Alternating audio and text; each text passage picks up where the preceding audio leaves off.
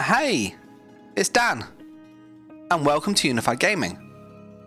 So in this one, we're going to play Trash or Grab, the game where we check the golden and the weekly vendors to see are the items worth grabbing or they absolute trash. As always with this series, this is recorded on the weekend and the stock does change. So if you are watching in the future, things will be different.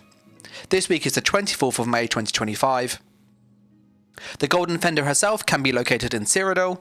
You can find her in Northern High Rock Gate on DC. If you're over on AD, she's down in the Western Elsewhere Gate. And if you're on the Ebonheart patch, the EP, she's in the Southern Morrowind Gate. As always, if you like this series, likes and comments are greatly appreciated. And if you want to stay up to date with it so you don't miss out, then do subscribe. And I just want to say a massive thank you to all of the YouTube and Patreon members who get exclusive content, early access to videos and much more. There's details down below. As with the Golden Vendor this week, she's selling the following stuff. She's selling the live wire set. This set is when you take damage, you overload your circuits, applying concussion to enemies, and you get a bit of healing back. The healing scales on the number of enemies hit, but in all honesty, it's a bit terrible, so I would skip this personally. It's not good for PvP, and it's not good for PvE. There are better sets all around. The only reason you want this is if you are trying to fill up a sticker book, but you can just buy this or farm this easily, so don't waste your money. You then have the Mad Tinkeress set. When you deal damage, a Firminous Vaporant charges and does damage to the target, stuns them, it knocks them in the air, and it has an 8-second cooldown. The damage on this is pretty bad for PvP, it's pretty bad for PvE, and in all honesty, the stun, although it's great, it misses a lot because it shoots in a straight line. So what that means is that if you're moving around and you're fighting somebody and say they're there where that pillar is, the proc fires, but then they move over here, it doesn't hit them. Because it doesn't like charge at them, it just kind of goes straight forward. So you'll find that this often misses, so it isn't really great unless you're really close to the target. And there's better skills and stuff that can just get stuns anyway, so I would skip this. We then have the Oblivion Edge set. So when you kill an enemy, you fill a soul gem and you heal for 28,000 health. The heal can occur once every 10 seconds and it scales off health, magic and stamina. This is like really good for filling up soul gems, and that's about it. If you're trying to basically just fill soul gems really quickly, it's really good for that, but in all honesty, soul gems are easy to get. They're not worth a lot of money. The empty ones first, the actual filled ones, the price difference is so negligible that there's better ways to make gold, so I wouldn't rush to buy this. It's a fun theory crafting type set. It's great in theory, in practice it's pretty bad, and the actual stats on the 2 and the 3 and the just stuff is not great anyway, so I would skip this personally. We then have Combat Physician. When you're healing critically strikes, you grant a target a damage shield of 2.4k for 6 seconds. It can occur once every 6 seconds per target. This is a pretty good set actually. For PvP, it's not amazing because that is reduced by half, so just factor that in. But what makes this nice is that it's per target, which means this becomes quite a good healer set because you can put on Radiating Regeneration, Echoing Vigor, for example, Healing Springs, just something on the ground, and this will just like proc quite consistently for lots of people. So for PvP, it's not terrible, it's not like amazing, but it's kind of okay. PvE wise, this is actually pretty good. You know, it's a nice group set. Are there better sets? Yes. Is it worth like spending so much money on? Probably not. But it's definitely worth considering if you're playing on that healer support build. And this also applies to yourself as well. So I wouldn't rush to get this, but I would definitely consider it if you're more of a healer support play. That's not how I play though. We then have some monster sets, so Alambus. And as with this being a shoulder piece, I always kind of value these a little higher just because you don't have to get the keys, you don't have to do the Undaunted stuff. So if you are after a quick monster set that's like easy to get, this is like worth getting. When you deal flame damage or frost damage, you summon a like shower that does flame and shock damage to enemies within it. It scales off the weapon and spell damage. It's a good PvE DPS set. Is it the best DBS set in the game? No, but it's really good. And it's a solid set. So for me personally, if you're newer to the game, I would recommend buying this. And the reason why is that you can just do the dungeon, get the helmet, which is really easy to get, and you've actually got a good monster set that will help you get started with other stuff. So for that reason alone, I would suggest buying this. If you're someone who's missing one of these pieces and you transmute, do consider buying them like missing piece, which I would suggest. So I'm going to do that now. PvP wise, the impen version is not worth it. People move out of this, so yeah, just skip this for PvP. PvE, we have Infernal Guardian. When you apply a damage shield to yourself or an ally, you have a 50% chance to shoot 3 mortars at them. They do fire damage. This is pretty good on Sorcerer, ironically, because you're using shields all the time. So on my Sorcerer, I'm constantly doing this as I'm defending. And what happens is it shoots the fireballs at somebody. And then that means they take some damage. It's not a lot of damage, but it's 3 times. And it procs really consistently. So it's kind of a really fun set to use. But is it like the most overpowered, strongest set in the game? No, there are better sets. But it's quite cool to use. And for like PvE, if you're like on a don't die, do damage build, this can be cool for like a solo build. It's more thematic than actually effective. Still cool, has some uses, but it's not like super OP. So if you want a bit of fun, it's only a bit of gold, it's only a bit of AP. The dungeon's easy. I'd probably buy this just for the funness of it. It's a fun set, but that's about it. As always, if you like these videos and the series in particular, then do subscribe so you don't miss out on the upcoming ones, and likes and comments are greatly appreciated.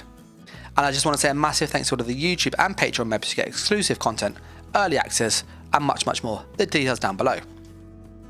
What we're now going to do is hop into Apocrypha and into the Infinite Archive and see what is for sale over there. Are there any good leads? Are there any good scripts that are worth getting? And then we'll jump into the Scholarium and the Telvar vendor respectively. Once you get into the Infinite Archive, you want to go as far east as you can, and you're looking for a vendor called File It All. It is worth stressing that this place here also has a weekly rotating stock, and that's Tuesday to Tuesday, so if you catch us on the weekend, you'll still be in luck. And he sells a range of different things. So he's selling a lead for the Thrashing Stranglers, a lead for the Saint and Seducer mythic. He's also selling some scripts, so Brutality and Sorcery, Uncertainty, Pull, and War Mage's Defense. With these leads and with these things, it is worth stressing that it uses a new currency called Archival Fortunes, which means you do have to do this like mini game to be able to get the money. It's not too hard in all honesty, but it is worth kind of like considering. And as for the leads themselves, the Buoyant Steel one comes from Stross Mackay. You can get this from doing fishing in saltwater. It's a little tedious to get, but it's not like super hard. So if you don't have this and you don't want to do fishing, maybe buy it. It's not the hardest one to get though, so I would probably just save my money. It's not too difficult to get. The Saint and the Seducer one is a cool mythic. So what this does is when you have it active, it applies a big ring around you that then basically gives you buffs. The buffs are quite useful. They're like Brutality, Sorcery, Berserk, Maim, just useful things basically. The lead itself is from all bosses in Valmain's public dungeon. So this means that you can just go into a public dungeon, kill the bosses. It's an easy lead to farm. It's not the best, but it's still, you can save some time. So I would personally just do this myself, save the money, but it's up to you. As for the scripts, you've got Brutality and Sorcery, Uncertainty, Pull, and War Mage's Defense. Brutality and Sorcery, in all honesty, with the subclassing coming, it is worth considering now. One of the issues that you have is you can mix 3 skill lines and you lose a damage buff. So Contingency, for example, you can then put on things like Intellect and Thing, you put on Brutality and Sorcery. So this can become a skill that gives you maybe a heal. Maybe it gives you your class Mastery or Gladiator Tenacity for some damage reduction. And now you get a skill that will heal you, gives you a damage buff for 12 seconds, and it reduces damage taken. You could maybe change this for Growing Impact. It puts it on the floor, which means now you've got a group buff for you and your allies that will give you the Brutality when you walk into it, which is really nice. So there's lots of ways you can use this, and this can become your damage boost, and you can change the shield, the healing to a shield maybe. So it gives you a heal. Oh, it gives you a shield. So there's lots of things you can do with that script, and the Brutality and Sorcery is quite a hard buff to get. There's not many skills that have this. That said, it is really worth stressing that if you do run into that issue, you do have the Mage's Guild and you have Entropy, and one of the morphs, Degeneration, does have the Major Sorcery, the other one, Summoner one to it. You also have in the 2 under skills Momentum, which gives you Brutality and Sorcery respectively. So there are ways to get this without subscribing, but it's worth considering. Uncertainty is not worth it. Pull is okay, but you can get this easily just from doing like the normal sort of Mage Guild stuff, it drops quite quickly, so I wouldn't rush to buy this. It is worth stressing this will be 5 times the cost if you don't know this, so it'll be 15,000 normally, and for that cost I just don't think it's worth it. War Mage's Defense is a okay one.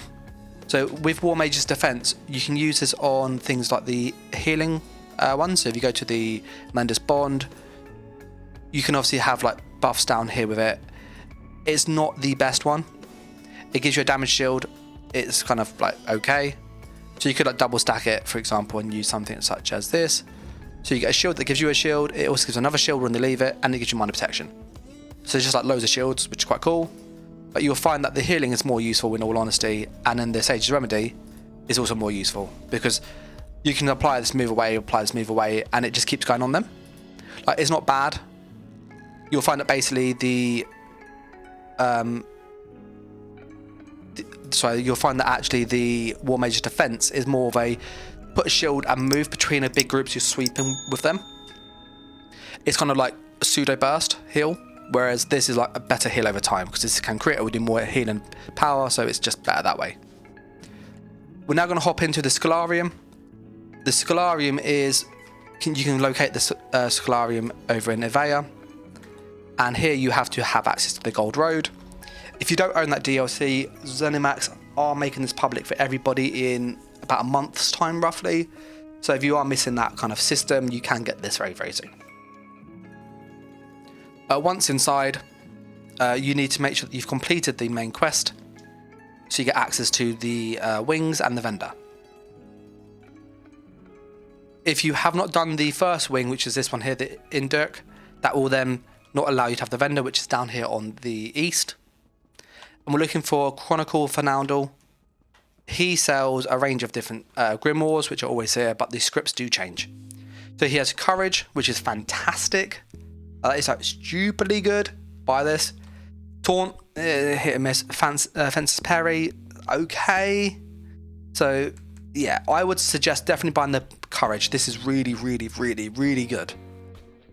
Once you buy one, you might notice you can't then put it in, like, you can't buy another one. But if you have a banker like I do, you can then deposit it and you can then buy another one. So what I would suggest doing, if you're someone like me, is buy a couple of these. If you've got a few characters that you might use this on. Courage gives you a roughly 250 weapon spell damage, which then gets scaled by like brutality, sorcery. So it becomes quite a nice way to get free damage. As for the script itself, you can use this on a banner, which is fantastic. So I'll show you this in just a moment. And so I'd recommend like doing this a couple times, getting like sort of 6 or 7, because you're not going to use it that often, but it's nice to have and it doesn't come up often. Once you finish doing that, you can then obviously use it yourself. And then once you've used it, you can't buy it anymore. As for the Fences Parry, this is also a cool one. When you use it, it basically gives like an auto dodge. You might notice it was 60,000, but now that my character knows it, it's now 12,000. So it is basically 5 times the cost, and that reduction is applied account wide.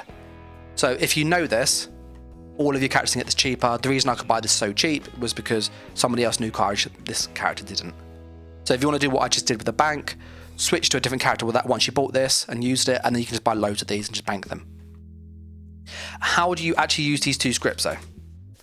If you go into the Banner Bearer skill, you can put on something such as Immobilize, Restore Resources is quite a good one, Mitigation is good. If you want a damaged version, Shock is like the best for PvP. You can then use something like Cavalier's Charge for more damage, and then you can then use Courage.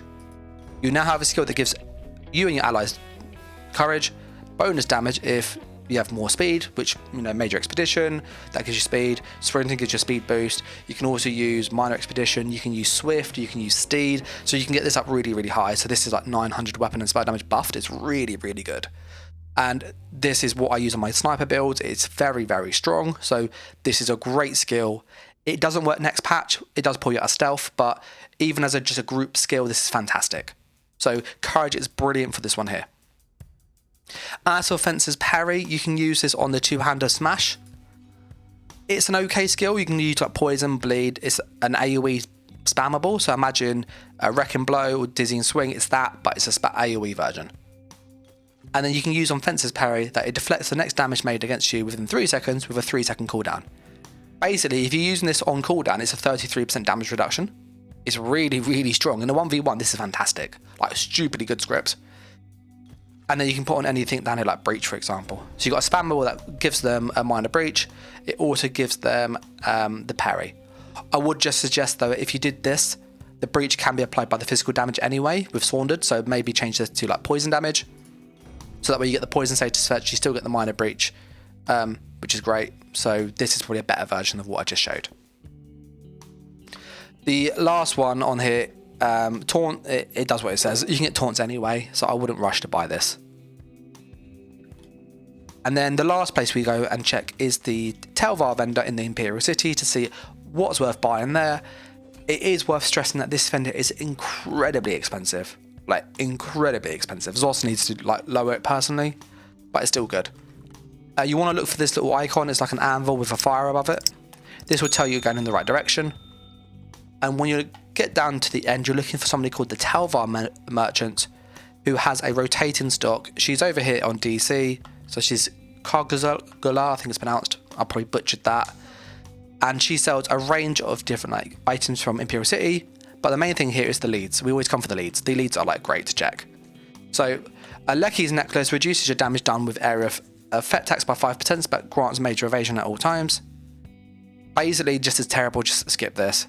Black Rose used to be fantastic. It's terrible nowadays, so just skip this. The only time to use this is on a tank build. We use all the heavy armor, but in all honesty, you can just buy this cheaper. This is like cheaper, so don't waste your money.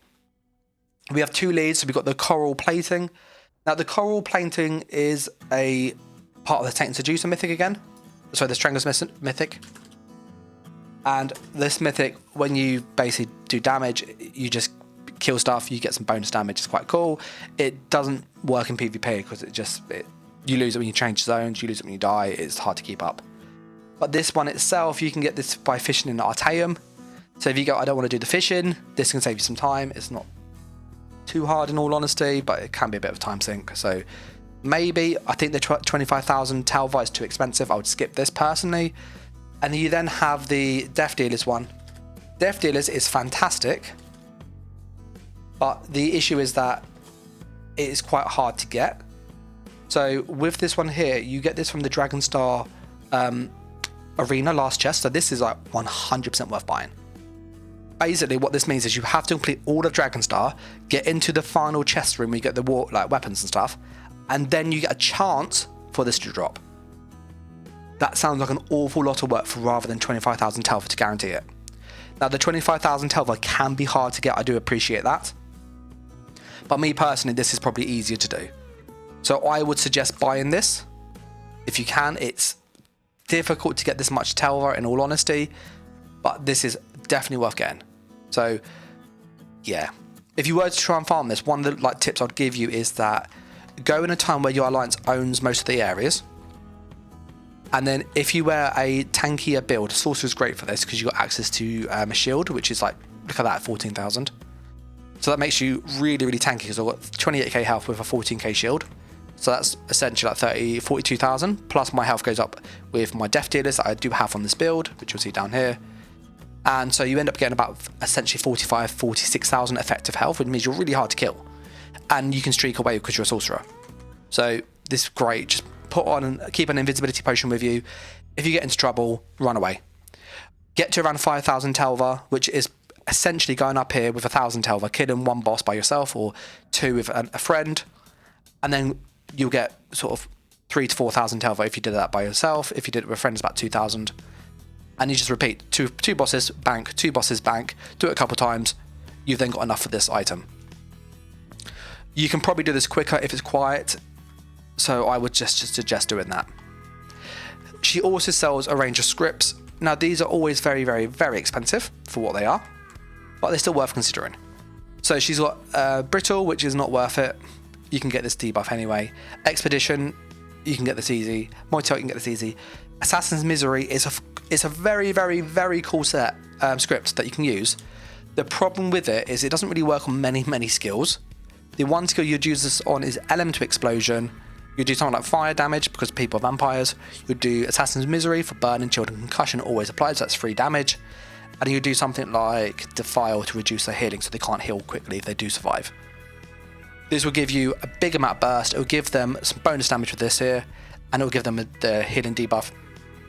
Really cool skill, fun, effect. Like, is it the most effective? No, but it's very, very fun to play with. The problem is though that this kind of really needs this. These ones here aren't too great. Lingering Torment can kind of be used. Hunter Snare's not bad. Immobilize is pretty decent. Class Mastery is good if you're a sorcerer, but not everybody's a sorcerer, so yeah. But with this is essentially what you're going to do. So that gives you some ideas how you could use that. But that there, guys, is like the sort of roundup of the week. There's not many great sets in all honesty, but there's some really good scripts, especially this one in the Telvar. So I would 100% do this. I know it's tedious. I know it's a lot of Telvar to farm, but you're not going to regret it. It's a really, really, really good mythic. But I'm going to wrap it up here. I'll catch you in the next video or stream. So I'm going to say thanks for watching, guys. Take care. And bye.